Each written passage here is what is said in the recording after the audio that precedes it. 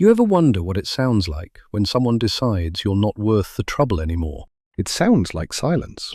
Not yelling, not slammed doors, just a phone that stops ringing, and a side of the bed that stays cold so long you forget what it used to feel like warm. My name is Colton Bishop. I'm 35. A year and a half ago, I was lying on a mattress in my grandmother's old ranch house outside Helena, Montana, running a fever of 103, listening to gravel crunch under tires as the woman I was supposed to marry drove away. Didn't look back. I didn't know it yet, but that drive away from me was the best thing that ever happened to her. For about 11 months. After that, it became the worst mistake of her life. But I'm getting ahead of myself. A good story doesn't work that way. So let me back up. I grew up on that ranch. 40 acres of grass, fence line, and stubborn Montana weather. About 20 minutes outside Helena proper, out past where the tourist shops stop and the real ranch country starts. My dad, Dale Bishop, ran cattle on that land alongside my grandmother, Margaret Bishop. She'd owned the place since 1968. My mum, Carol Bishop, did the books, the vet calls, the school runs, all of it. Still found time to put up preserves every fall, like the world was ending and we'd need them. I was an only child, spoiled the way ranch kids get spoiled, which is to say, exactly 0 free time. Exactly 0 allowance. But 2 parents who loved that land and loved me on it. I learned to drive a tractor before I learned to drive a car. Learned how to deliver a calf before I learned how to ask a girl to a dance. That's just how it was. When I graduated high school in 2009, I had the choice everybody in that town faces eventually. Stay, work the family operation, or go see what else is out there. I picked the second one. Not because I didn't love the ranch. I did. More than I let myself admit at the time. But I wanted to prove I could build something of my own, away from being Dale and Carol's boy my whole life. So I went to a university down in Fort Collins, studied business, took a job after, in Denver, doing supply chain analysis for a logistics company. Good pay, good city, good distance from home, about a 9-hour drive, which sounds like nothing until you're the one making it twice a year for the holidays. My parents were proud of me. Dad called every Sunday night, like clockwork, just to hear how the city was treating me. Every single time, he ended the call the same way. Land's not going anywhere. Colt, come back when you're ready. I always told him I would. Meant it, too. I just thought I had time. In October of 2015, my parents took a road trip down through Idaho to visit my mom's sister. A trip they'd made a dozen times before. No problem. On the drive back, on a stretch of highway just outside Rexburg, Idaho, an oncoming truck driver fell asleep at the wheel, crossed the center line. My parents were killed instantly. I was 24, sitting at my desk in Denver, when I got the call from the sheriff's deputy I'd never met, telling me both my parents were gone. I'm not going to dress that day up with poetry. It was the worst day of my life. There's no clever way to say that. I drove back to Helena that same night. Broke every speed limit on the interstate. Got there in time to help my grandmother make arrangements neither of us were ready to make. Grandma Peg was 78 then. Just lost her son. I watched a woman who'd buried a husband, survived 2 droughts, and run a working ranch alone for years, fold completely in on herself for about a month. Then, slowly, she didn't. She got back up. Because that's what that generation does. Kept running that ranch with the help of one part-time hand, and more than anyone, a neighbor's daughter named Reagan Cole. I didn't think much of Reagan back then, if I'm honest. A few years younger than me, daughter of the Coles, who owned the property bordering ours to the east. She used to come by a couple times a week to help my grandmother with chores. Feeding, fence repair. The kind of physical work that gets harder on a body every year, whether you admit it or not. I'd meet her in passing during my visits home after the funeral. Polite nods, a few words about the weather. I had no idea. Sitting in Denver, grieving my parents, that this woman would end up being the reason I survived what came next. Years down the line.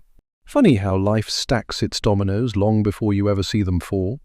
After the funeral, I went back to Denver, told myself it was the job, the lease, the life I'd built there. The truth was closer to this. Going back to that ranch full-time meant admitting my parents were really gone in a way that staying in the city let me avoid. My grandmother never pushed me on it, just kept doing what she did, kept that ranch running on her own grit, and Reagan's help, told me, every time I called, that the door and the land would be there whenever I wanted it. 3 years later, in 2018, I met the woman I'd go on to get engaged to.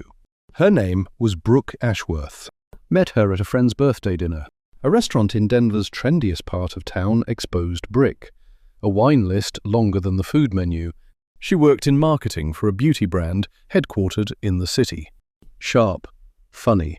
The kind of person who could walk into a room and make you feel like the only interesting person in it when she wanted to. We hit it off fast. Within 6 months, we were practically living together. Within 2 years, spring of 2020, I proposed. On a ridge trail west of the city. She said yes before I even finished getting the box out of my jacket pocket. For a while, it was good. Genuinely good. Brooke was ambitious, driven. Somebody who knew what she wanted out of life. At the time, I admired that. We talked about a future. Kids, eventually.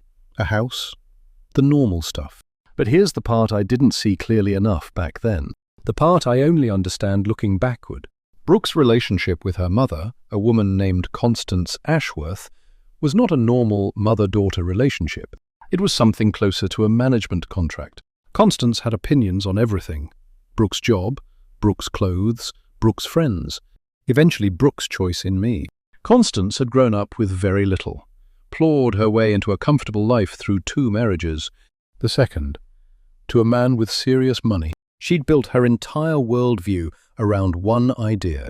Security came from what a man could provide. Full stop. Love was nice. Love didn't pay the mortgage. That was practically a verse of scripture in that household. In the beginning. Constance tolerated me because I had a steady job, decent prospects. I want to be clear about that it matters for what comes later. I wasn't broke. I wasn't a project. I was a logistics analyst, doing just fine for a guy in his late 20s. But fine was never going to be enough for Constance Ashworth. Not when she'd spent years telling her daughter she was destined for more. By 2022, life in Denver had started wearing on both of us, in ways that are honestly pretty common but nobody talks about enough. Rent had climbed to a place that made my eyes water every time I paid it. My job had me working longer hours for a promotion that kept getting dangled and pulled back. Brooke's job had its own grind. Long hours, office politics, a boss who took credit for her ideas more than once. We were exhausted all the time. We loved each other. But we were 2 tired people, barely seeing each other except to sleep. One night, that fall, lying in bed, unable to sleep, I brought up something I'd been turning over in my head for months. My grandmother, 85 now, still had the ranch outside Helena. Her part-time hand had retired, and Reagan, while still helping when she could, had her own life, her own family's ranch, demanding more of her time as her parents aged. Grandma Peg needed real help, and the ranch itself, 40 acres, good water rights. In a part of Montana only getting more desirable, was sitting there underused. What if we went back, I said to Brooke. Not forever, necessarily, but what if we moved out to my grandmother's place, helped her run it properly again, maybe even built something of our own there. Land's already paid off, no rent eating us alive every month. We could save real money for once, put something away for a wedding, start thinking about a family. Build something that's genuinely ours, instead of just surviving in this city. I expected resistance. Didn't get any, not at first. Brooke actually liked the idea, or said she did. At the time, I believed her completely. She talked about wanting space to think, wanting out of the rat race, wanting a slower pace before kids came into the picture. We spent weeks planning it. I gave notice at my job in January 2023. We gave notice on our apartment, told friends we were moving to Montana that spring to help run a family ranch and build a life out there together. I didn't know it yet, But somewhere in those weeks of planning, Constance Ashworth had started making phone calls of her own. Looking back now, I can pinpoint almost exactly when things started shifting. Brooke's behavior changed in a way small enough to explain away at the time. Obviously, it was a Sunday evening in February 2023, about 6 weeks before we were set to move. Brooke had gone quiet after a long phone call with her mother, the kind of call that used to last 10 minutes and now stretched past an hour. "Everything okay?" I asked. "Fine," she said, not looking up from her phone. "My mum just thinks we're rushing into this. We've been planning it for months." "I know, she just worries." I let it go. That's the thing about slow erosion. You don't notice the ground disappearing under your feet until you're already standing on nothing. Over the next few weeks, Brooke started bringing up small doubts. What if the ranch didn't generate enough income? What if she got bored out there? What if we were giving up too much security for an idea that sounded better than it would actually feel, living it? Every doubt sounded reasonable on its own. Strung together, they were a campaign. I just didn't recognize it as one yet. We moved anyway, in April 2023. I'll give her that. She packed up her half of the apartment, helped load the truck, spent 2 days in the cab with me, driving north through Wyoming and into Montana, watching the landscape change from city sprawl to open sky. She even seemed happy for a stretch of that drive, feet up on the dashboard somewhere past the state line, singing along to something on the radio. I held on to that image for a long time afterward, longer than I probably should have. We moved into the spare house on my grandmother's property, fixed up together over a few visits beforehand. For the first couple months, it actually felt like it might work. Brooke helped with chores, started a small online consulting side gig, doing marketing for a few small Montana businesses, working from the house. My grandmother adored her, the way grandmothers adore anyone who shows up and tries. But the calls with Constance kept coming, 2, 3 times a week, sometimes longer than an hour. Every time Brooke hung up, something in her had shifted a little further away from where we'd started. By fall of 2023, the consulting gig had mostly stopped. Brooke spent more time on her phone, in town, running errands that took longer than errands should, and less time on the ranch. I told myself it was an adjustment period. People need time to find their footing in a new life. I wasn't wrong about that. I just didn't realize her footing was being redirected somewhere else entirely, one phone call at a time. Then, in November 2023, I got sick. It started like a normal flu, fever, chills, the kind of thing you push through with soup and rest for a few days. Except it didn't pass. By the second week, I could barely get out of bed. My fever spiked past 103 more than once. I lost almost 15 pounds in a month because I couldn't keep food down. A doctor in Helena ran tests, diagnosed it eventually as a severe case of viral myocarditis, an inflammation of the heart muscle, triggered by a virus that had probably started as something ordinary and turned into something much more serious. Because my body, run down from stress and exhaustion, didn't fight it off the way it should have. Dr. Alison Ferris was blunt with me. Rest, medication, careful monitoring, time. That was the only path through it. Push too hard, too early, and the inflammation could cause permanent heart damage. I was 32 years old, being told to move around my own house like an old man, because my heart literally couldn't take more than that yet. I want you to sit with that for a second, because it matters for everything that happened next. I wasn't faking weakness, wasn't exaggerating for sympathy. My heart was inflamed and unstable. Doctors were telling me flat out that overexertion could kill me. That's the man Brooke was looking at every day that winter. Not a man giving up. A man fighting an illness that genuinely could have ended him. My grandmother, 86 by then, did what she could, but she had her own health to manage. Couldn't be lifting me out of bed or managing my medication schedule on her own. For about 6 weeks, it was mostly Brooke handling my care, bringing meals, managing my prescriptions, helping me to the bathroom on the bad days.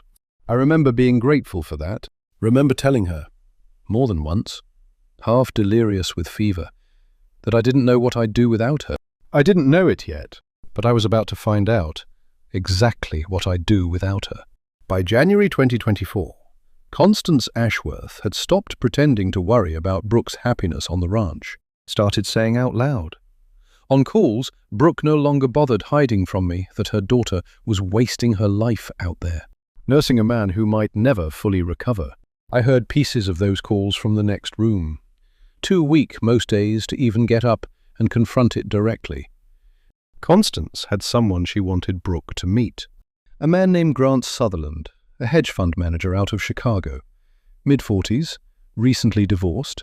The kind of man Constance had been hunting for her daughter since before I ever entered the picture.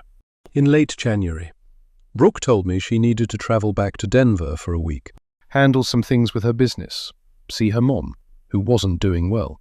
I believed her, because I had no reason not to, and because I genuinely couldn't have stopped her, even if I'd suspected something. I could barely walk to the kitchen on my own most days. She never came back. A week turned into 2, 2 turned into 3. Every time I called, she answered. But the calls got shorter, and the excuses got thinner. Her mum needed her. A client emergency. She'd be back soon. She just needed a little more time to figure some things out. I want to tell you, I saw it coming. I didn't. Not fully. Not yet. I was a man who'd lost almost 20 pounds, whose heart was still inflamed enough that Dr. Ferris had me on a strict no stress, no exertion plan for at least another 2 to 3 months. I spent most of January and February 2024 in bed, or in a recliner by the wood stove. My grandmother bringing me soup with hands that shook a little more than they used to. The two of us not talking much about where Brooke actually was, because neither of us wanted to say the thing we were both starting to think. In early March 2024, Brooke called. Told me, in a voice that sounded rehearsed, that she'd decided to stay in Denver, that she'd been doing a lot of thinking, that she didn't think she was built for ranch life, for being a caretaker, for the kind of uncertainty my health had introduced into what was supposed to be our future. Said she still loved me, but that love wasn't always enough, and her mother had helped her see some things more clearly. What things? I asked her. My voice didn't even sound angry, just tired. Mark, she caught herself. Colton, you need real care right now, more than I can give you out there. You should focus on getting better. I think it's better if we take some space. Space. That's the word she used. While I was sitting in a recliner with a heart monitor app on my phone, alone, except for an 86-year-old woman who'd already buried her own son. I didn't know it yet, but that call was the last real conversation Brooke and I would have for almost a year. Over the following weeks, I tried calling, texting, sent one long message in late March, laying out everything I was feeling. Not angry, just honest. Asking her to at least talk to me properly instead of disappearing by inches. She read it. I could see the read receipt. Never responded. By April, my calls started going straight to voicemail.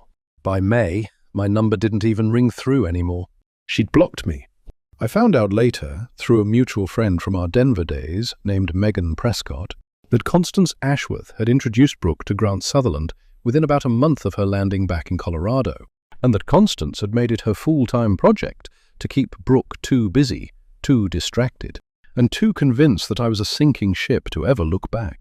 Megan told me, Constance had said, at a dinner Megan happened to be at, that Brooke finally had a real chance at the kind of life she deserved, that Grant could give her everything that ranch never would. You want to talk about a gut punch?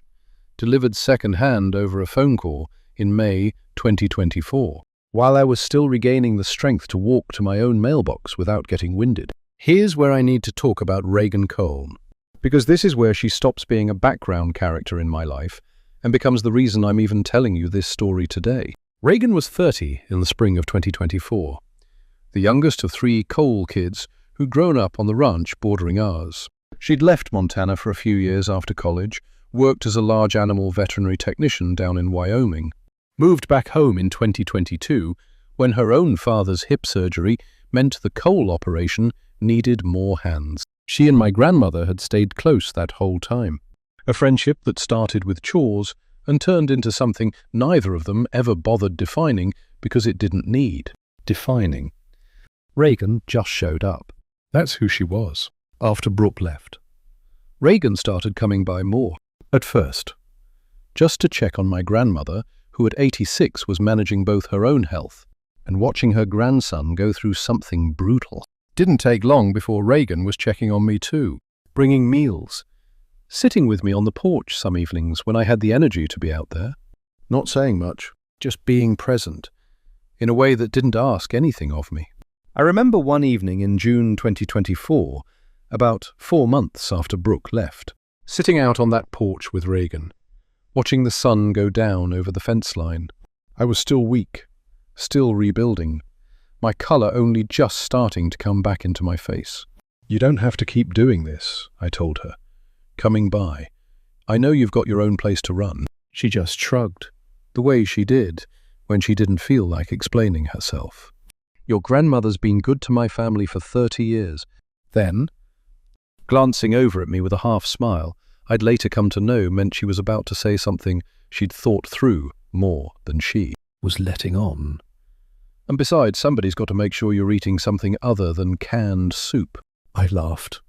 That summer, slowly, my health started turning a corner. Dr. Ferris cleared me for light activity in July 2024, then moderate activity by September. The inflammation in my heart had calmed enough that follow-up scans showed real improvement, though she was clear with me full recovery. Getting back to where I could do real physical ranch work without limits would likely take closer to a full year from diagnosis. I held on to that timeline, gave myself a deadline in my head. 1 year from diagnosis. That was when I'd know. What I didn't expect was how much of myself I'd find again in the work itself. See, here's something I never really told Brooke. Not in any detail. By the time we were together, I'd already buried that version of myself under a logistics analyst job and a Denver apartment. I didn't just grow up on a ranch. Before I left for college, I'd spent 2 summers during high school working under a regional agricultural extension consultant out of Helena, learning soil management, rotational grazing, water rights law. The business side of small operations, not just the labor side. I'd actually planned, back in high school, to study agricultural business and come home to modernize my dad's operation. Then my parents died, somewhere in the grief and the moving on. I let that part of myself go quiet. Denver didn't need a man who understood soil composition. It needed a man who understood supply chain spreadsheets. But sitting on that ranch, recovering, with too much time on my hands, and a body that wasn't ready for hard labor, but more than ready for thinking, all of that old knowledge started waking back up. In August 2024, even before I was fully cleared for physical work, I started doing something I could do from a chair on the porch. I started making calls. To the regional extension office, to a few of the small operations around the valley, including the coal ranch. Started asking questions about water rights on our property, about whether the land was being used anywhere near its potential, about what a real rotational grazing, small-scale grass-fed beef operation could look like on 40 acres, with good water access. 20 minutes from a city that had become, over the last decade, one of the fastest-growing food and tourism markets in the entire state. My grandmother watched all of this with an expression I can only describe as quiet pride. "Your daddy used to talk about doing exactly this," she told me one afternoon, sitting beside me on the porch while I scribbled notes on a legal pad. "Never had the capital to do it right? You might." She was right. I had something my father never had. Savings from years of a Denver salary I'd been putting toward a future that no longer existed with her in it. Plus the prospect, however far off it felt then, of an inheritance from a piece of land that had been debt-free for decades. I wasn't going to wait around feeling sorry for myself. I was going to build something. By October 2024, I was strong enough to start real physical work again, carefully, under Dr. Ferris's continued supervision. Started small. Repaired fence line with Reagan's help most weekends. Began converting a portion of the ranch's underused acreage to a rotational grazing system, designed specifically for a premium grass-fed beef operation, something I'd researched obsessively for months. I reached out to a contact from my Denver days, a guy named Tony Russo, who worked in regional food distribution. Started laying groundwork for a direct-to-restaurant supply relationship, the kind of thing that could turn a small Montana operation into something genuinely profitable, instead of just sustaining. I didn't know it yet, but a developer out of Helena had also started quietly buying up smaller ranch properties throughout our valley that fall, offering just enough money to tempt cash-strapped families. Plans to convert the land into a luxury subdivision. The Coles had already turned down one offer. So had 2 other neighboring families. I'd find out soon enough that my grandmother's ranch, sitting right in the middle of that stretch of valley, was exactly the kind of property they wanted next. By November 2024, 1 year after my diagnosis, I was, for all practical purposes, healthy. Dr. Ferris cleared me for full activity at my follow-up appointment, told me my heart function had returned to normal range. Said the words I'd been waiting 12 months to hear. Colton, you're not a cardiac patient anymore. Go live your life. That same week, Reagan and I had our first conversation that wasn't about ranch work or my recovery. We were sitting on the porch, same spot as always. She asked me carefully, like she'd been working up to it for a while. Whether I'd heard anything from Brooke.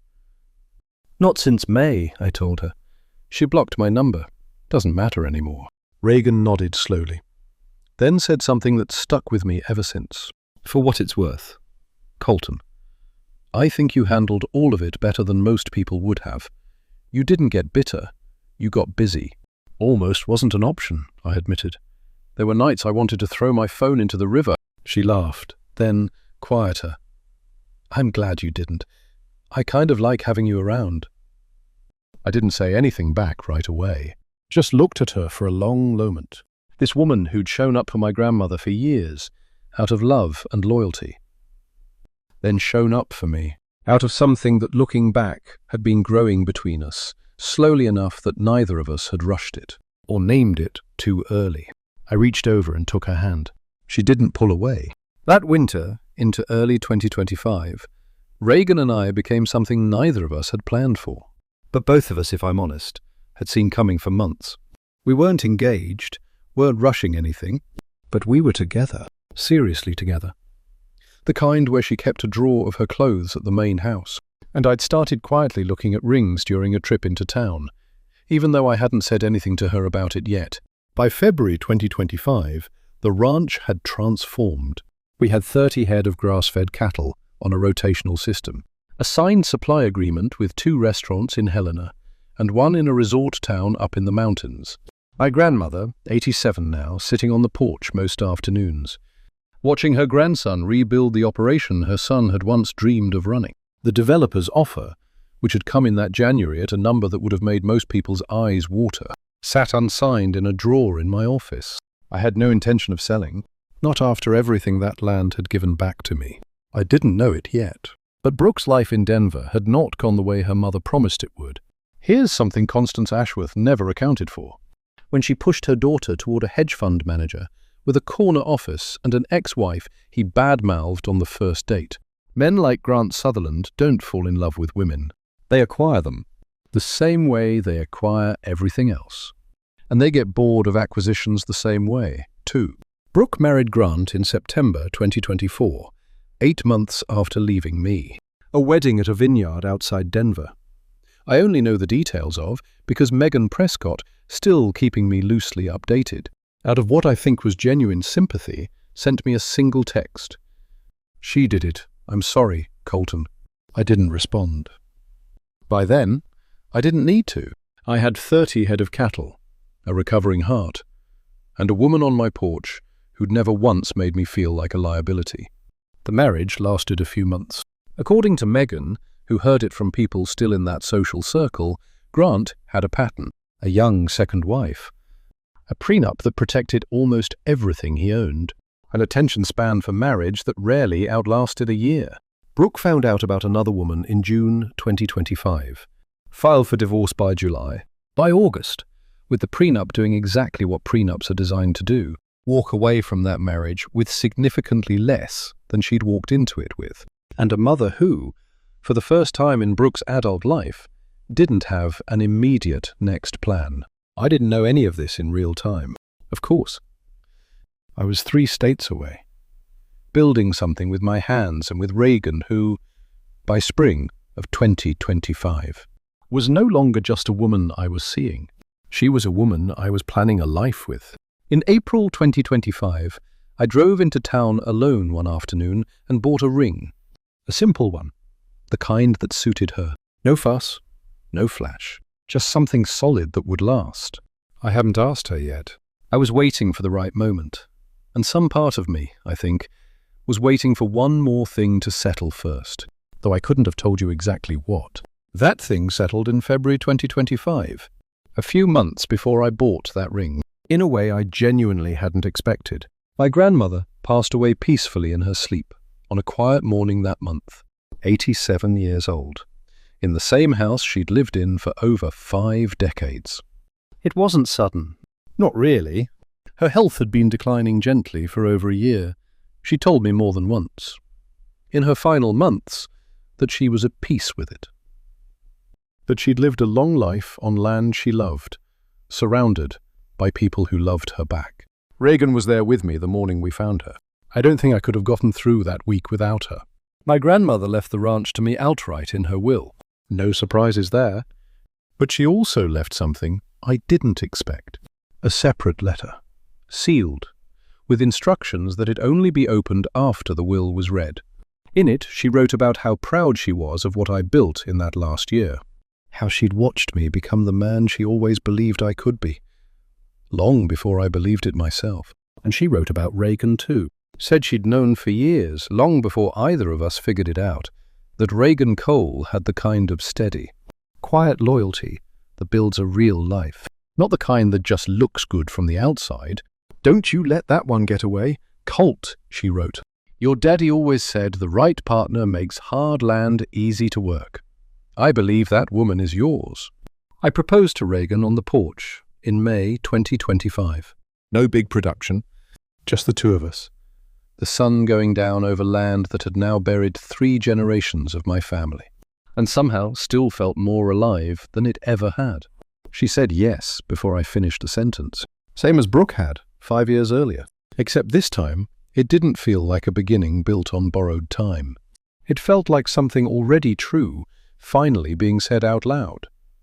Brooke showed up on a Saturday morning in late September 2025, almost exactly 20 months after she'd driven away from a man too sick to stop her. Just over a year after marrying someone else. I heard the car before I saw it. A rental sedan I didn't recognize, crawling up the gravel drive slower than someone confident usually drives. Reagan and I were out near the new equipment shed we'd put up that summer, going over fencing repairs for the fall. When I looked up and saw her step out of the car, she looked different, thinner, in a way that didn't read as healthy, more like the kind of thin that comes from a year of stress, dressed like she still lived in a world of brunches and boardrooms. But something about the way she stood in our driveway, looking at the freshly painted barn, the new equipment shed, the cattle grazing in neat rotational sections across land that used to sit mostly idle, told me she hadn't expected any of this. Colton, she said. Like she had every right to just say my name and have that mean something. Brooke? I kept my voice level, not cold, just even. Didn't expect to see you out here. Her eyes moved past me to Reagan, who'd come to stand beside me. Not in front of me, not behind me, just beside me. The way she did everything. I watched something flicker across Brooke's face. Recognition, maybe. Or the beginning of understanding that this wasn't a woman she could write off as hired help. Can we talk? Brooke asked. Just for a few minutes. I glanced at Reagan. She gave me a small nod. The kind that said she trusted me to handle whatever came next. Stepped back toward the shed to give us space, though I noticed she didn't go far. You've got 5 minutes, I told Brooke. I've got fence work to finish. She actually flinched at that, like she'd expected something else. Maybe anger, maybe begging. What she got instead was a man who simply had somewhere else to be. I heard about your grandmother, she started. I'm sorry, Colton. I really am. I should have reached out. You should have done a lot of things, I said. Reaching out about Grandma Peg is pretty far down that list. She nodded, looking down at the gravel. I know I hurt you. I know that. My mum, she had me convinced that staying would have ruined my life, that you'd never really get better, that I'd be stuck taking care of someone for years with nothing to show for it. I believed her. Colton. I shouldn't have, but I did. And how'd that work out for you? I asked. Not unkindly, just honest. Her jaw tightened. Not great, if I'm being honest with you. She looked away. I heard you got married and divorced, I said quietly. 11 months. He had a prenup that made sure I walked away with almost nothing. My mum hasn't really spoken to me much since. Actually. Now that there's no money or status left for her to manage, she let out a short, humorless laugh. Funny how that works. I didn't say anything for a moment. Part of me, I won't lie to you, felt something close to satisfaction hearing that, but a bigger part of me just felt tired. The way you feel tired looking at a storm that's already passed and done its damage. So why are you here, Brooke, really? She looked around again, at the cattle, the shed, the freshly repaired fence line stretching out toward the mountains. I heard from someone back in Denver that you'd built something out here. I guess I don't know. I guess I wanted to see it for myself. She paused for a second. I saw something close to the woman I used to know, before her mother's voice got louder in her head than her own. Maybe I wanted to see if there was anything left to come back to. And there it was. The real reason. Not grief over my grandmother, not guilt over how she'd left. A recalculation, now that the better offer had collapsed, and the man she'd left behind had turned out against every prediction her mother made to be the one actually thriving.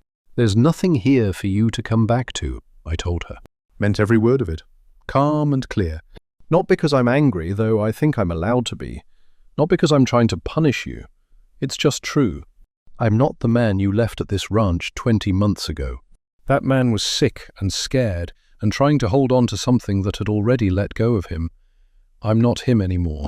Colton, I'm getting married, I said, before she could finish whatever she was about to say.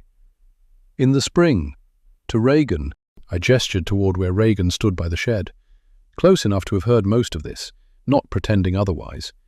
This ranch, this life, none of it was rebuilt for you to walk back into.